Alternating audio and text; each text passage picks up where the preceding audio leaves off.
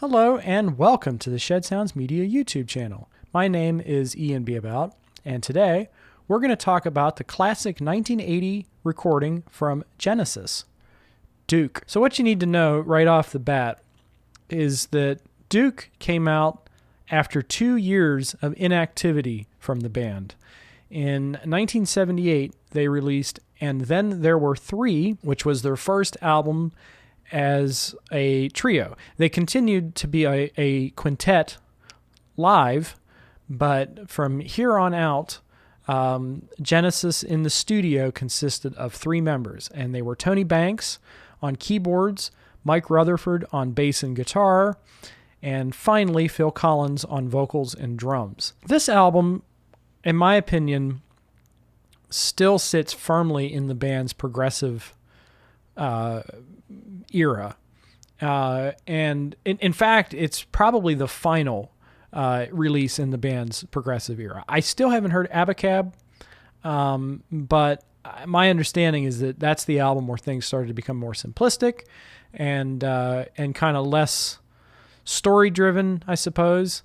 But this album, at its core, is a suite.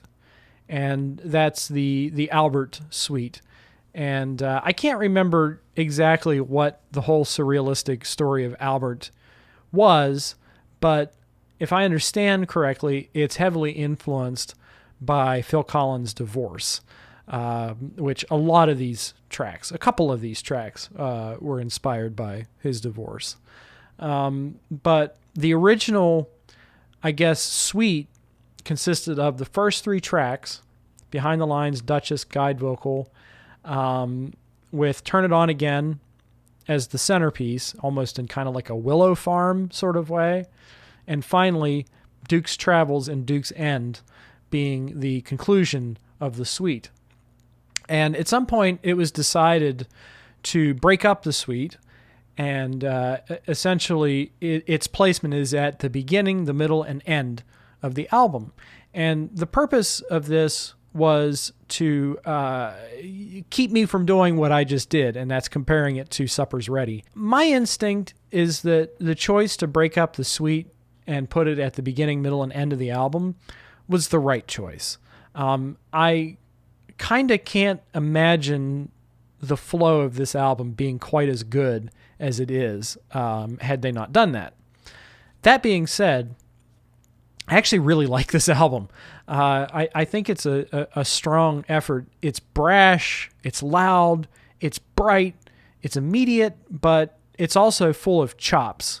And, right from the beginning, the first track, Behind the Lines, you kind of have this big bombastic fury of keyboard-led progressive rock. And, when I hear this, I can't help but think of some of the later 80s Rush albums, especially Power Windows, which starts with a track called Big Money. And that's almost like I hear a lot of the influence of Genesis on Rush in general. And I know I've mentioned that before in other videos, but I definitely hear some kinship between Behind the Lines and a song like The Big Money.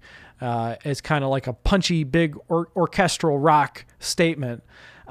That's also kind of based around a song, and it's very immediate and accessible. When I want to hear this album, that's what I want to listen to. Is I'm craving that opening statement because it's so phenomenal, and you have the furious drums behind it, and it's just like something that's instantly grabs your attention and is memorable right from the start. So from here, we segue into Duchess. Which is, I'm going to say it, it's my favorite song on the album. There's something about the way that this starts with just a simple drum machine, and Phil kind of joins in, and when that fill happens, when Phil's fill happens and you're launched into this track proper, it's almost reminiscent of another of their songs called Squonk from A Trick of the Tail, which is another absolute all-time favorite Genesis track.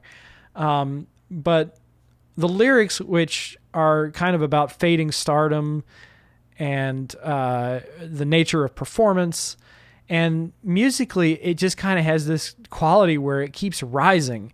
And it's an effect that puts the hair on the back of my neck up when I hear it. And I absolutely cannot get enough of this track. And again, when I want to play this album, it's really for Behind the Lines and Duchess. Those two together are just phenomenal. And, guide vocal is a great little melody. It's a Tony Banks composition. And strangely enough, it gets stuck in my head. I remember the first time I heard this album, I didn't think that much of that track. But guide vocal nowadays actually gets stuck in my head quite often. So it's all right.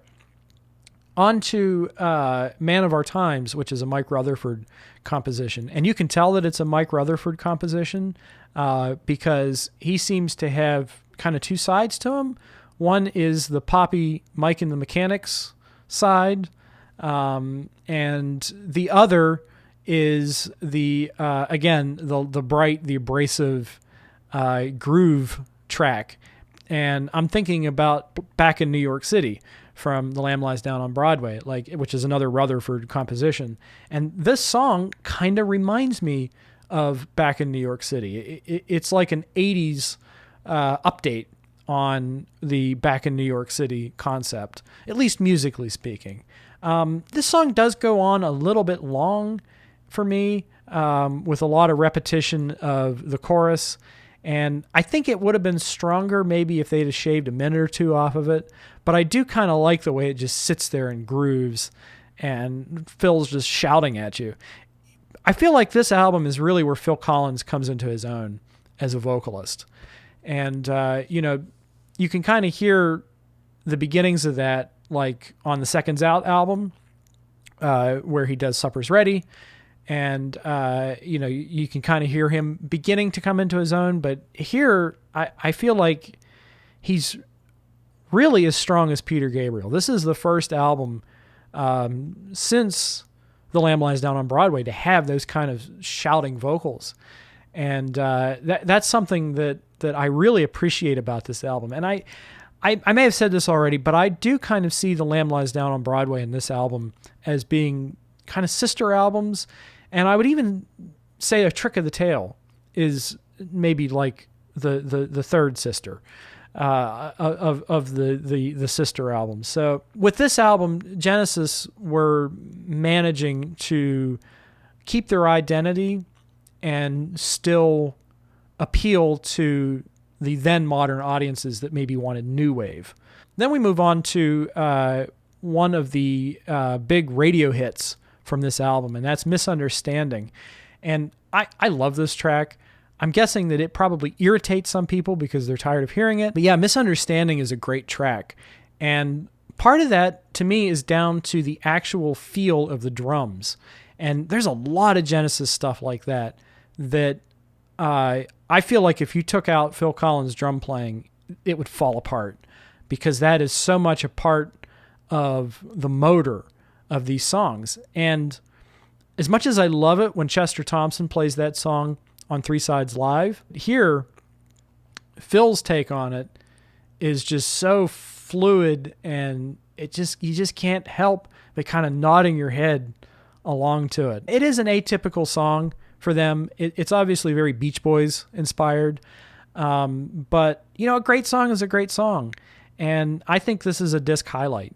Even though it's possibly overplayed for some people, I do think that it's one of the reasons why you reach for this album. Heat Haze is a song that I remember liking it when I heard it the other night, but I don't remember it that well. So I think it's a case where it's a really nice song when you're listening to it, and it provides relief between the two like mega hits on this album. So I like it as kind of like a down track in between two up tracks, essentially. But there's nothing really that memorable about it. So I wouldn't call it a favorite on this album.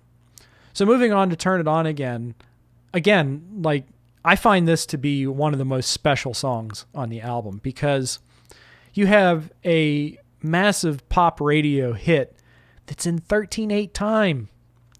How many massive pop hits can you mention that are in odd times?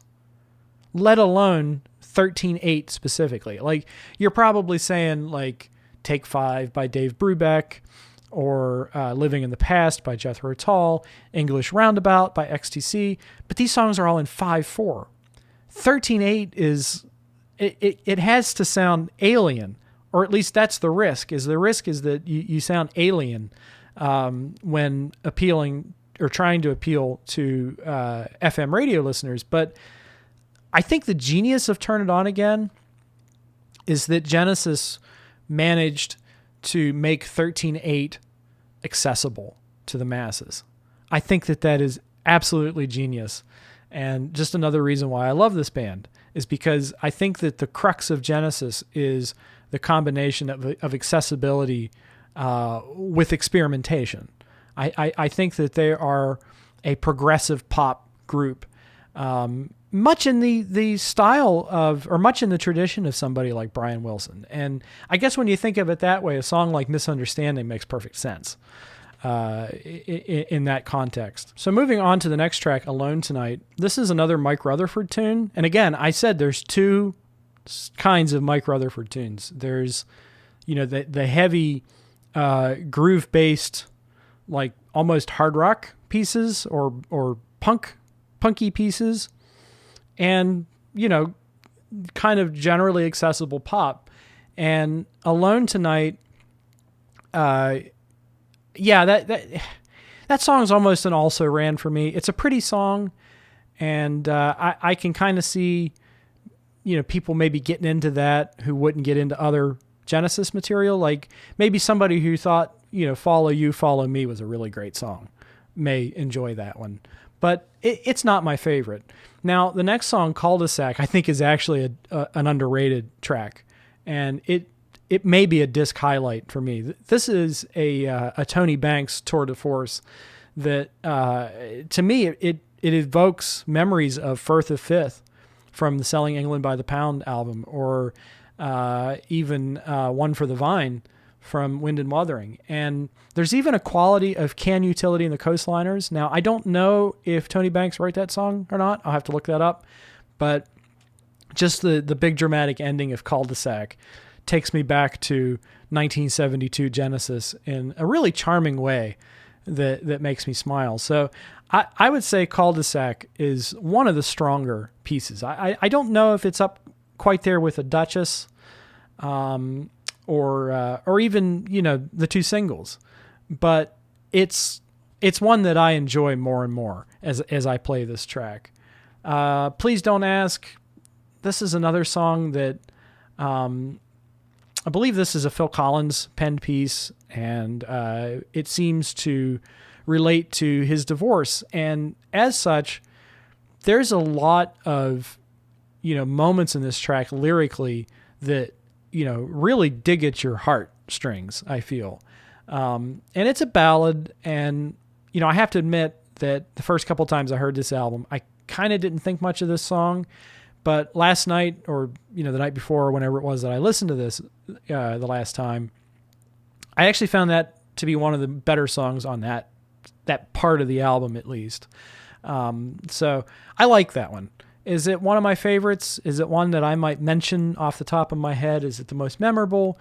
Maybe not. But I do think it's a strong track, and in many ways it fits in with a lot of the themes of this album, which, come down to, the breakup of a relationship. So I think it does fit really well. And, it's a case of, Phil Collins writing a great song, and not much more to say about it than that. So finally you get to the end of the Duke, the Albert suite, we'll say, with Duke's Travels and Duke's End. And, I really enjoy these tracks, and, it's cool to see the progressive side of Genesis coming back, because again, like, I feel like the progressive stuff is at the beginning, the middle, and the end of this album, and the rest of it is like a sophisticated pop or a progressive pop.